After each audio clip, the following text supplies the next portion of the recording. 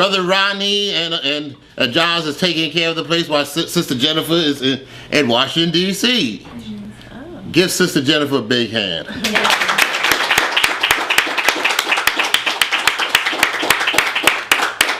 For this space, and she's doing so much for the community. Now here's a young lady that's doing a lot for the community too. All the way from the city of brotherly love, home of the Philly cheesecake, tasty cake, the Reading terminal, right? Yes, indeed. They got a casino down there now too, right? There's several actually. Yeah, they got one in town too. I was down there in Philly a couple months ago, and yeah, I had a good time down there though too. I didn't go to the casino. And I went down to the convention center and the flower show. You did forget the sisterly affection. Brotherly love and sisterly affection. And also too, home of the Philly sound. I still love my Philly sound. I still love my Gamble and Huff. Yes, yes. Ladies and gentlemen, without no further ado, this is Maureen McFarland. Give her a big hand.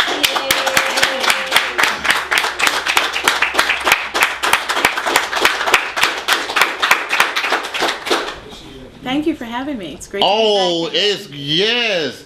How was the last time we put you up on online? Yes. And you were getting some you be getting some hits there, sister. Yes, and we're still getting some hits too. So. You get so paid to come to the LMS show. Yes, it does. Unlike our competitors, they sit back here and say, "Well, slam bam, thank you, ma'am." We still keep track of you. If you want us to do it now, we're a unique place. Yes, you are, and I appreciate it. Something that's on my mind, there's a gentleman, in my neighborhood, and it's gonna lead up to.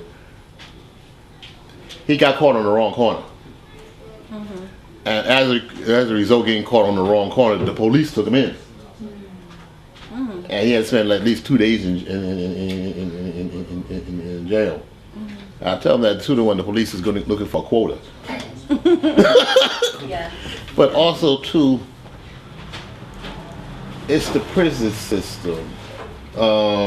You're very active in that. Tell us about that. Yeah, well, I am part of an organization called LCI. I'm the chairperson, and we're a humanitarian organization.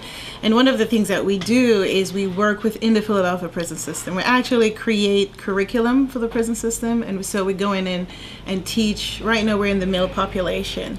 And basically what you're talking about, the prison movement is referring to the prison industrial complex they're called today.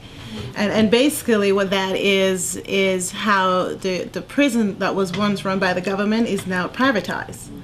That means you could go to the stock exchange and buy it too, right? Well, these individuals that owns it actually are on the New York Times Stock Exchange, and like any other investment, you have shareholders. And what do you do for your shareholder? You're trying to make sure they get the greatest return. Except today, the greatest return is really on the back of mistake of men and women. And what's so interesting about this whole prison complex is, I don't know if you're aware of this, but violent crime is down in America.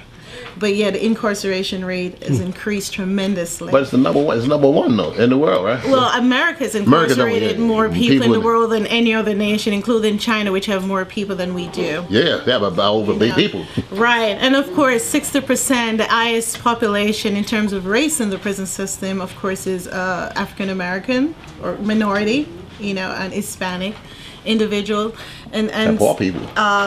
Yeah, true as well. However, this prison complex now, the race is actually blurred because it's also going for poor whites as well. Yeah, that's what I'm saying. Yeah. Right, and the way the system is set up, it is set up so the individual that goes in prison really fails. So the recidivism rate in each of our cities. But there's no rehabilitation, right? The name correction in the prison is really a fallacy. Really, it is just, they have programs, and I believe most of the programs where they're not very effective. And there's a better way in which you can really rehabilitate our misfortune and misguided citizen than the way it's been done right now. And so we're trying to bring a greater attention, because the issue is everyone understand that we have a crisis in this country when it comes to incarceration, especially of black folks. And in fact, there was some research done that said there are more black people incarcerated today in prison than we had in slavery in 1850. So true. Okay, I mean, that is disturbing, and it seems like we're not taking any proactive approach to solving this issue. And Do your organization, try to correct the problem somehow? Well, that's why we're hard there. because you're going through a lot of bureaucrats, but I know there's a lot of bureaucracy and everything else too, right? Yeah, we are. That's why we're in the system, but we have to do a lot more as a people. We have to be engaged in the process. But if you want real change to take place in this country, you really have to bring an awareness and an engagement to the whole country. This is a conversation that needs to be taken on the radio, the television, in your dining room. It's just like when we're fighting for freedom from slavery, that the people that are involved, that are affected the most, really step up. Well, that's what we have to do with this problem. It is huge. It's affecting the families, causing the breakdown of the community, of the black family. We're in disarray because of that. And talking to you, we're talking, you're very passionate about this. You're very concerned. Like, how about in Philadelphia? Well, what's the rate down there? I heard that it's kind of wild down there. Well, actually, it's all of American City. It's not just Philadelphia. Philadelphia is a great way to use, and we're very passionate. And the reason why we're so passionate because it affects people that look like us. It affects our family. It affects our children. The next population, the fastest growing population in prison, are the women. There are over 650,000 black women in prison. Okay, 7 out of 10 children have a parent or both parents that have been in prison. Okay, and out of that 7 out of 10 children, 70% of them will follow the same path if there's not some intervention. So this is a very, very serious. And most of us, at least one of us, know someone or some relative or someone that's been caught up in the system, right? And it really began with the war on drugs. Started with the Clintons, right? And so what we need to do, you say, well, what can we do? Well, there's many things we can do. For one thing, you can vote to make sure you have the right person in office. One, you can petition to get the laws changed. And what we're finding, what's so disturbing for us is we as a people don't seem to take as much interest in this issue, and we're the most effective. So if we're waiting for some other group to make it happen, guess what? It's just going to get worse. And so actually you can consider this issue is that's almost slavery all over again, except it's legal this time. Because remember it's like modern day slavery, but it's legal. It's just like after the Civil War, they got rid of slavery, but that's when the prison system came into effect, really. Well, it's really fascinating. Somebody discovered, because even today, what they're doing, this is just reality. They're looking at third graders today to determine how many prisons to build in the future. Yeah. Third grade, which tells me if your interest in me as a third grader is my demise, you have no interest in making sure that I have the proper school in my community, that I have a fair opportunity in life like some other group do, all right? So this is a premeditated plan. That's why it is such a serious issue. And we go about our lives every day and not even consider that you're affected.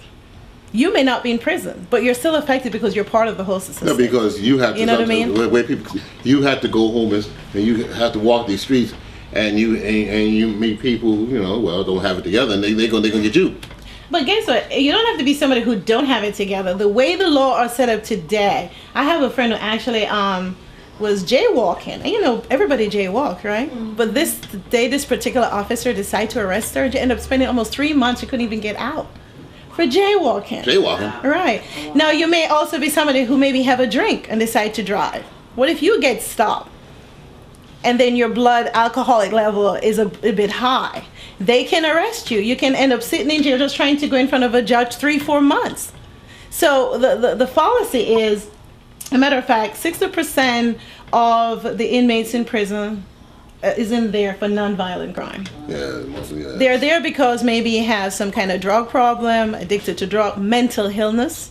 Like in Pennsylvania, what they have done, in Philadelphia specifically, they have closed down most of the mental clinics. Well, they talk about shut them down some up here in New York. So guess where they're going to have to put those people? In prison, right? So for each individual, it's about, depends on the state, $35,000 a year just to house someone in prison. You can educate somebody or for $35,000 a year, right? Oh, yeah. Like somebody on some salary or something like that. Absolutely, but that's not the intention. As a matter of fact, the governor of Pennsylvania, when he came in, what he did, he cut the budget for the education by $1 billion, but it increased the prison budget. Now, where is your priority?